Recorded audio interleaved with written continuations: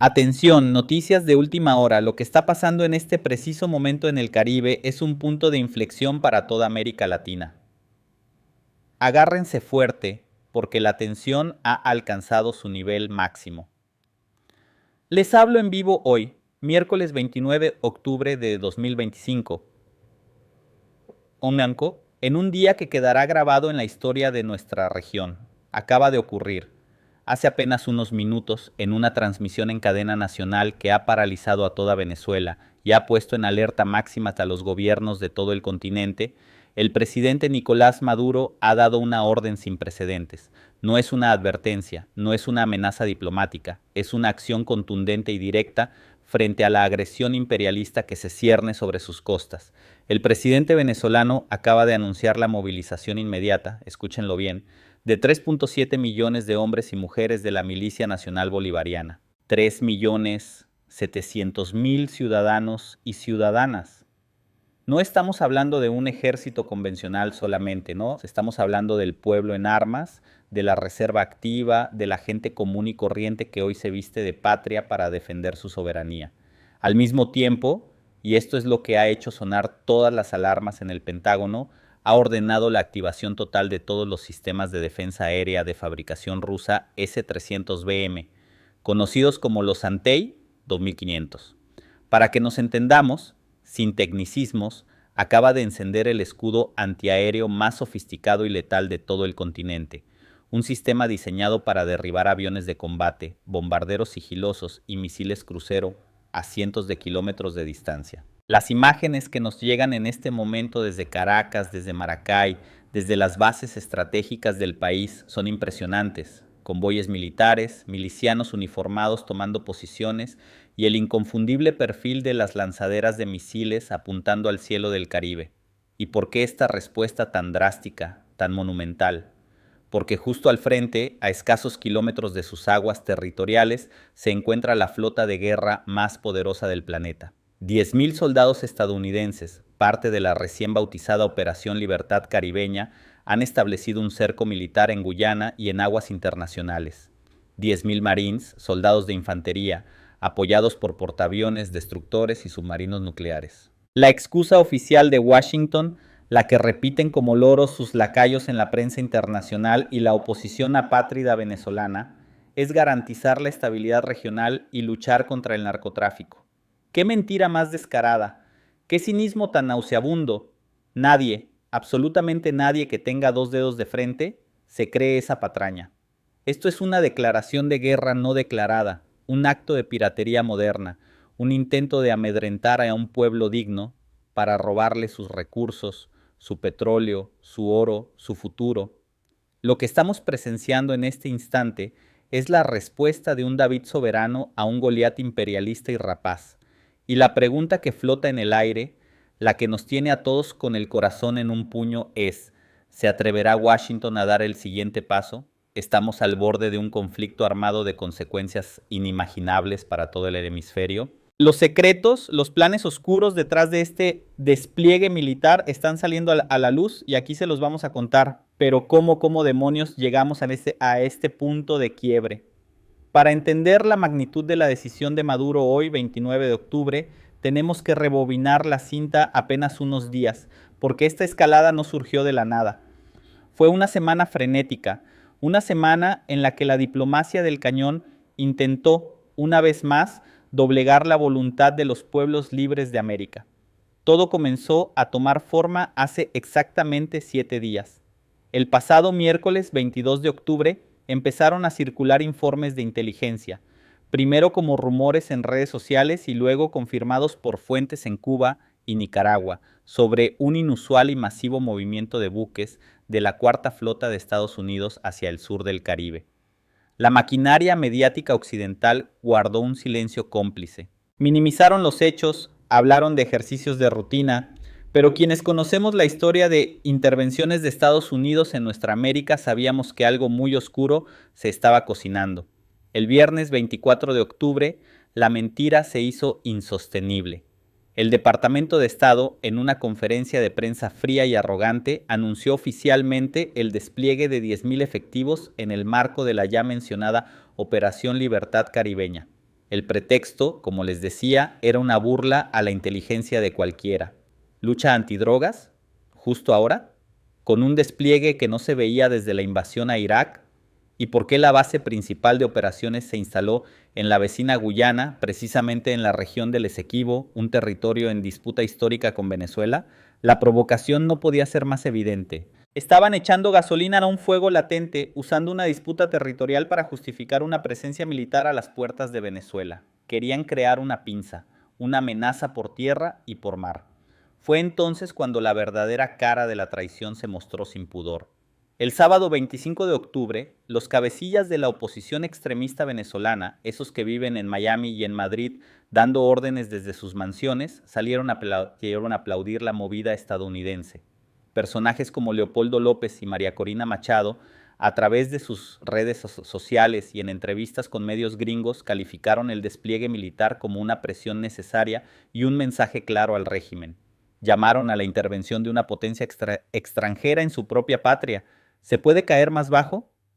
Celebraban la llegada de botas militares extranjeras que amenazaban a sus propios compatriotas. Es la misma historia de siempre, los malinches, los vendepatria que están dispuestos a entregar la soberanía nacional a cambio de las migajas del poder que sus amos del norte les puedan lanzar. Estos audios y videos de su traición le dieron la vuelta al mundo y desenmascararon, una vez más, que su proyecto no es para Venezuela, sino para Washington. La reacción de los pueblos y gobiernos dignos de la región no se hizo esperar. El domingo 26, el presidente de México, siguiendo la línea histórica de la doctrina Estrada de no intervención y respeto a la autodeterminación de los pueblos, emitió un comunicado durísimo. Condenó enérgicamente lo que llamó un acto de intimidación imperial que nos recuerda las épocas más oscuras del intervencionismo en América Latina. Y no se quedó ahí, ofreció a México como sede para un diálogo inmediato y sin condiciones, instando a Estados Unidos a retirar sus tropas y a buscar soluciones pacíficas. Una voz de cordura en medio de la locura belicista. Casi simultáneamente, desde Brasil, el presidente Lula da Silva, un gigante de la política latinoamericana, alzó la voz con una fuerza arrolladora. En un discurso que resonó en todo el sur del continente, Lula denunció el despliegue como una violación flagrante del derecho internacional y una amenaza directa a la proclamación de América Latina y el Caribe como zona de paz. Habló de revivir la doctrina Monroe, esa política infame que considera a nuestra región como el patio trasero de Estados Unidos. Lula fue claro, la soberanía de Venezuela es la soberanía de toda la patria grande. No permitiremos que los buques de guerra reemplacen al diálogo. Inmediatamente convocó a una reunión de emergencia de la CELAC, Comunidad de Estados Latinoamericanos y Caribeños, para forjar una postura común y unificada frente a la agresión. Mientras tanto, la tensión crecía.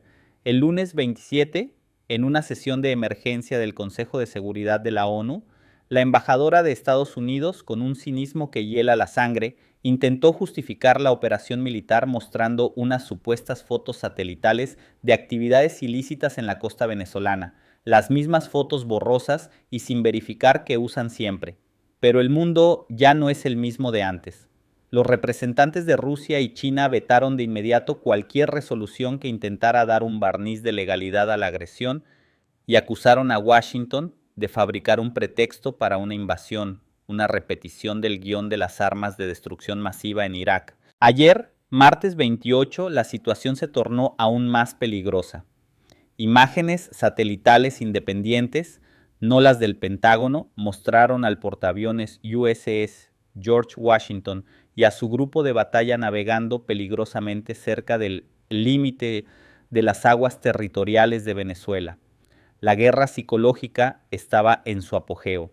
Las redes sociales se inundaron de rumores, de desinformación, de llamados al pánico por parte de bots y operadores de la oposición. Buscaban quebrar la moral del pueblo venezolano. Y así llegamos a hoy, a esta mañana, con el enemigo a las puertas, con la amenaza real y tangible de un ataque. El presidente Maduro no dudó. Su respuesta no fue la de un líder que se esconde o que tiembla. Fue la respuesta de un jefe de Estado que confía en su pueblo y en su capacidad de defensa. La movilización de 3.7 millones de milicianos no es un número simbólico. Significa que en cada barrio, en cada fábrica, en cada campo hay ciudadanos organizados y listos para defender su tierra. Es la doctrina de la guerra popular, la defensa integral de la nación, donde cada ciudadano es un soldado. Y la activación de los S-300BM es el mensaje tecnológico y militar.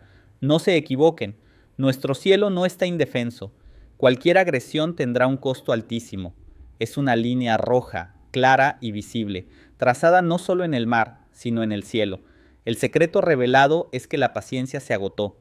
La era de las advertencias diplomáticas ha dado paso a la era de la disuasión activa.